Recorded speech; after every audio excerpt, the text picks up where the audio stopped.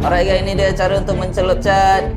Dia orang akan buat macam ni, lepas tu celup lagi, akan ratakan dekat situ. Macam ni dia cara untuk pakai berus. Lepas tu korang, ui, aku yang nak jatuh ni guys. Okey, lepas tu kita pun beruslah dia dengan teknik yang betul. Ni teknik apa? Boleh teknik Z and cross, tapi yang ni lebih sesuai untuk kawasan-kawasan yang sini.